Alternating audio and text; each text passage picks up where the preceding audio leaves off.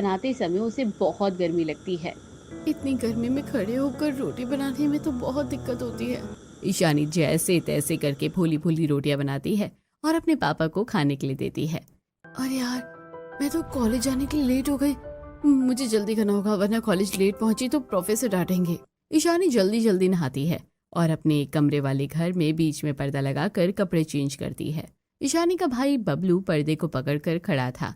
कपड़े बदलने के बाद ईशानी जैसे ही आईने के सामने खड़े होकर तैयार होती है तो रेखा, ईशानी बेटा घर के अंदर बाल ना झाड़ो, घर में बाल टूटेंगे तो खाने में जा सकते हैं, जाओ बाहर जाकर बाल झाड़ो। ईशानी बाहर जाकर अपने बाल झाड़ती है और फिर तैयार होकर बिना नाश्ता किए कॉलेज चली जाती है। कॉलेज में वो अपने दोस्तों के साथ पढ़ाई करती है। ईशानी, आज भी तू जल्दी जल्दी आने के चक्कर में कुछ खाकर नहीं आई है ना? हाँ यार, लेकिन तुझे ये कैसे पता? मैं तुम्हें अच्छे से जानता हूँ, इसीलिए मैं तुम्हारे लिए सैंडविच लेकर आया हूँ, उसे खा ले। युवराज ईशानी को कैंटीन में बिठाकर सैंडविच खिलाता है। सैंडविच खाने के बाद ईशानी और युवराज बाकी की क्लास करते हैं और फिर वो अपने घर आ जाती है। घर आने के बाद, माँ मैं बच्चों को पढ़ाने जा रही हूँ। ईशानी कुछ बच्चों के घर पर जाकर उन्हें प्राइवेट ट्यूशन देती थी।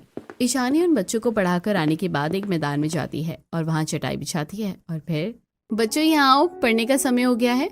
शाम हो चुकी थी। ईशानी की आवाज़ सुनकर मोहल्ले के गरीब बच्चे उसके पास आ जाते हैं। ईशानी उन बच्चों को पढ़ाती है। ईशानी का सपना था गरीब बच्चों के लिए स्कूल खोलकर उन्हें पढ़ाना, लेकिन उसकी गरीबी की वजह से ये मंजिल अभी थोड़ी दूर थी। ईशानी बच्चों को पढ़ाकर अपने घर चली जाती है। अभी तो इतना सारा घर का काम बाकी है। ईशानी घर में झाड़ू पोछा बर्तन सब कुछ करती है और फिर रात के खाने की तैयारी करने लगती है। रात में जब सभी लोग खाना खा लेते हैं और सोने के लिए चले जाते हैं तब, अरे मैं नहीं सोऊंगा, मुझे सोने में बहुत दिक्कत होती है, मुझे अच्छे से सोना है। बेटा हमारा एक कमरे वाला घर है ना, घर में जितनी जगह होगी हम वैसे ही सोएंगे ना।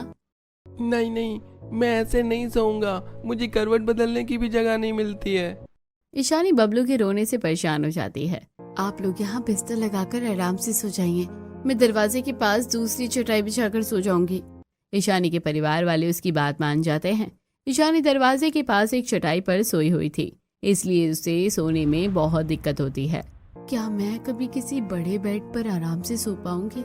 ईशानी की जिंदगी ऐसे चल रही थी कि एक कमरे वाले घर में उसे सोने में बहुत दिक्कत होती थी। ईशानी कॉलेज जाती, बच्चों को पढ़ाती, खुद पढ़ती, ऐसे ही दिन गुजरते हैं। एक दिन महेश बहुत उदास होकर घर आता है। क्या हुआ पापा, आप इतने परेशान क्यों हैं? अरे ईशानी बेटा, मेरी नौकरी चली गई है। मेरे मालिक ने मुझे काम से निकाल दिया, ये बोल करके मेरी अब उम्र हो गई है, मैं कंपनी में ज्यादा काम नहीं कर सकता हूँ। महेश की बात सुनकर ईशानी के घर वाले बहुत ज्यादा परेशान हो जाते हैं। अब हम लोग क्या करेंगे, कैसे रहेंगे, हमारा गुजारा कैसे होगा? इनकी नौकरी से ही तो हमारा घर चलता था। इतना कहकर ईशानी की माँ रेखा रोने लगती है। अपनी माँ को रोता हुआ देखकर ईशानी उनके आंसू को पोंछती है और कहती है, रो मत माँ, अब मैं कुछ करूंगी, मैं अपने परिवार को संभालूंगी, तुम चिंता मत करो। ईशानी कॉलेज जाना छोड़ देती है क्योंकि उसके पास कॉलेज में देने के लिए फीस के पैसे नहीं थे। वो कई जगह पर जाकर नौकरी की तलाश करती है, लेकिन उसे कहीं भी नौकरी नहीं मिलती है। फिर एक दोस्त के जरिए उसे मॉल में हेल्पर की नौकरी मिलती है। अगर मुझे सही समय पर ये नौकरी नहीं मिली होती तो पता नहीं मैं अपने घर वालों को कैसे संभालती। ईशानी मॉल में कपड़े वाली जगह में सारे कपड़ों को ठीक से रखती है। उसी मॉल में युवराज भी शॉपिंग करने के लिए आ गया था। वो ईशानी को मॉल में देखता है। ईशानी, तुम यहाँ क्या कर रही हो और तुम कॉलेज क्यों नहीं आ रही हो? युवराज, मेरे पापा की नौकरी चली गई, इसलिए घर संभालने के लिए मैं यहाँ मॉल में नौकरी कर रही हूँ। अरे ऐसी बात थी तो तुम्हें मुझे पहले बतानी चाहिए थी ना। अब तुम चलो मेरे साथ। युवराज, तुम मेरा हाथ पकड़कर कहाँ लेकर जा रहे हो? युवराज ईशानी को मॉल के बाहर ले आता है और बड़े रोमांटिक अंदाज में घुटनों पर बैठकर ईशानी को शादी के लिए प्रपोज करता है। ईशानी, मैं तुमसे बहुत प्यार करता हूँ और तुमसे शादी करना चाहता हूँ, मैं तुम्हें ऐसे परेशान नहीं देख सकता। ईशानी युवराज को प्यार करती थी, इसलिए वो युवराज को मना नहीं करती है। युवराज, मैं तुमसे शादी नहीं कर सकती, मुझे मेरे मम्मी पापा को देखना होगा। ईशानी, मैं हूँ ना, मैं तुम्हारे परिवार का ध्यान रखूंगा, मुझ पर भरोसा करो। युवराज के विश्वास दिलाने पर ईशानी उससे शादी करने के लिए मान जाती है। थोड़ी बहुत बातचीत करने के बाद ईशानी और युवराज दोनों अपने अपने घर आ जाते हैं। वैसे तो युवराज ईशानी के सामने मिडिल क्लास लड़के जैसा रहता था, लेकिन वो शहर के सबसे बड़े अरबपति का बेटा था। युवराज अपने बड़े से बंगले में अपनी दादी के पास जाता है। दादी, मुझे एक लड़की बहुत पसंद है, मैं उससे शादी करना चाहता हूँ। वो लड़की बहुत ही अच्छी है और संस्कारी है, जैसी लड़की आपको चाहिए वो बिल्कुल वैसी है। युवराज बेटा, मुझे तेरी पसंद पर भरोसा है, लेकिन मैं ऐसे ही किसी भी लड़की को अपने इतने बड़े घर की बहू नहीं बना सकती। मुझे उससे परखना होगा। अच्छा ठीक है दादी, आपको जो करना है कीजिए, मुझे ईशानी से शादी करनी है। युवराज अपनी दादी को ईशानी के घर के पास ले जाता है। युवराज की दादी गरीब बुढ़िया जैसे कपड़े पहनकर ईशानी के दरवाजे पर जाती है। कोई है? मुझे प्यास लगी है, मुझे थोड़ा पानी मिलेगा? कमला की आवाज सुनकर ईशानी दरवाजे का गेट खोलती है और कमला को अपने घर के अंदर बैठाती है। दादी जी, ये लीजिए पानी, आराम से पी लीजिए। कमला पानी पी लेती है और फिर, बेटा मुझे बहुत जोरों की भूख लगी है, मुझे थोड़ा खाना मिलेगा? दादी जी, आप बिल्कुल सही समय पर आई है, मैं बस खाना खाने ही जा रही थी, मैं आपको अपना खाना दे देती हूँ। बेटा, अगर तुम अपना खाना मुझे दे दोगी तो तुम भूखी रह जाओगी। नहीं दादी जी, मैं तो बाद में खाना खा लूंगी, लेकिन अभी आपको खाना देना बहुत जरूरी है। ईशानी की बातें कमला को बहुत अच्छी लगती है और वो उन्हें वैसे ही लड़की लगती है जैसे उन्हें अपने पोते के लिए चाहिए थी। खाना पीना करने के बाद कमला ईशानी के घर वापस अपने घर चली जाती है। वो अपने परिवार वालों को एक साथ बुलाती है। हमारा युवराज ईशानी नाम की लड़की से प्यार करता है। मैंने उस लड़की को देखा है, उससे अच्छी लड़की हमारे युवराज के लिए कोई हो ही नहीं सकती है। मैंने फैसला कर लिया है, हमारे युवराज की शादी उसी लड़की से होगी। नहीं दादी जी, आप ऐसा नहीं कर सकती। आप किसी गरीब भिखारी घर की लड़की को मेरी देवरानी नहीं बना सकती। आपको पता है, मेरी दोस्त बहुत अमीर है, वो देवर जी को बहुत ज्यादा पसंद करती है। आप देवर जी की शादी मेरी दोस्त से करवा दीजिए। पूजा बहू, मुझे अमीर गरीब से कोई मतलब नहीं है। मैं अपने युवराज की शादी ईशानी से ही करवाऊंगी। वो हमारे घर की छोटी कुलवधू बनने के लायक है।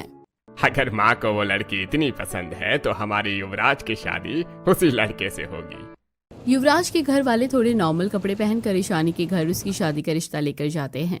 ईशानी के घर वालों को भी युवराज बहुत पसंद आता है। इस तरह दोनों की शादी फिक्स हो जाती है और कुछ दिन बाद ही ईशानी और युवराज की शादी हो जाती है और ईशानी युवराज के साथ उसकी गाड़ी में बैठकर अपने ससुराल जाती है। पता नहीं मेरा ससुराल कैसा होगा। मैंने तो आज तक युवराज से कभी उसके घर के बारे में बात भी नहीं की। युवराज तो मिडिल क्लास फैमिली से है, तो शायद उसका घर नॉर्मल सा ही होगा, बस वहाँ सोने की दिक्कत ना हो और मुझे कुछ नहीं चाहिए।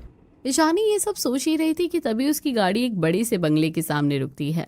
ईशानी घूंघट के अंदर से बाहर देखने की कोशिश करती है। ईशानी उतरो, घर आ गया। ईशानी गाड़ी से नीचे उतरती है। वो ऊपर से नीचे तक बंगले को देखती है। ऊंचा सफेद गुंबद, संगमरमर की दीवार, विशाल फंवारे जिसमें रंग बिरंगी लाइटें जल रही थी और म्यूजिक बज रहा था। मीलों तक फैला हरा भरा लॉन देखकर ईशानी की सांसें अटक गई। ईशानी एक नजर में पूरे बंगले को ठीक से देख भी नहीं पा रही थी। क्योंकि युवराज, ये किसका घर है? शायद हम लोग गलत एड्रेस पर आ गए हैं। नहीं ईशानी, ये मेरा घर है। युवराज इतना कहता ही है कि तभी उसकी माँ दादी उसके पूरे परिवार के साथ बंगले के गेट पर आरती की थाल लेकर खड़ी हो जाती हैं। ईशानी और युवराज फव्वारे के सामने खड़े थे। देखो, मेरे परिवार वाले तुम्हारे स्वागत के लिए खड़े हैं, चलो अंदर चलो। झूठ, इतना बड़ा झूठ! तुमने तो मुझसे कहा था कि तुम मिडिल क्लास फैमिली से हो। ईशानी, मुझे माफ कर दो, मैं मिडिल क्लास फैमिली से नहीं हूँ, बल्कि मैं इस शहर के सबसे बड़े अरबपति मिस्टर आहूजा का बेटा युवराज आहूजा हूँ, और ये बंगला भी मेरा है। युवराज, तुमने मुझसे इतना बड़ा झूठ क्यों कहा? तुम्हें अमीर लड़कों से नफरत है और मैं तुमसे सच में बहुत प्यार करता हूँ। मैं तुम्हें खोना नहीं चाहता था, इसलिए मुझे तुमसे झूठ बोलना पड़ा, लेकिन तुम्हारे घर वाले मेरी असलियत जानते हैं। ईशानी, नेहा के साथ जो हुआ वो गलत हुआ, लेकिन मैं रोहन जैसा नहीं हूँ। ईशानी अपनी दोस्त नेहा के साथ लाइब्रेरी में पढ़ाई कर रही थी। नेहा देख, तू रोहन के चक्कर में मत पड़, रोहन अच्छा लड़का नहीं है। नहीं यार, रोहन सच में बहुत अच्छा लड़का है, तू उसे गलत समझ रही है, मैं उसे अच्छे से जानती हूँ। नेहा, तू समझती क्यों नहीं? मैंने उसे कई लड़कियों से फ्लर्ट करते हुए देखा है, मुझे वो सही नहीं लगता। ईशानी, तू मेरी सबसे अच्छी दोस्त है, लेकिन मैंने तुझे कितनी बार कहा है कि रोहन के बारे में गलत बातें मत बोला कर। तुझे उसके बारे में बुरा बोलना है तो मैं जा रही हूँ। नेहा ईशानी से गुस्सा होकर अपनी क्लास लेने के लिए चली जाती है। इस बार ईशानी भी नेहा से गुस्सा थी, इसलिए वो भी उससे सामने से बात नहीं करती है। ऐसे ही दिन गुजरते हैं। नेहा कॉलेज नहीं आ रही थी और ना ही ईशानी का फोन उठा रही थी। पता नहीं नेहा इतने दिनों से कॉलेज क्यों नहीं आ रही है। एक काम करती हूँ, उसके घर जाकर पता लगाती हूँ। ईशानी नेहा के घर जाती है। तभी वहां जाते ही उसके पैरों तले जमीन खिसक जाती है, क्योंकि नेहा की मौत हो चुकी थी।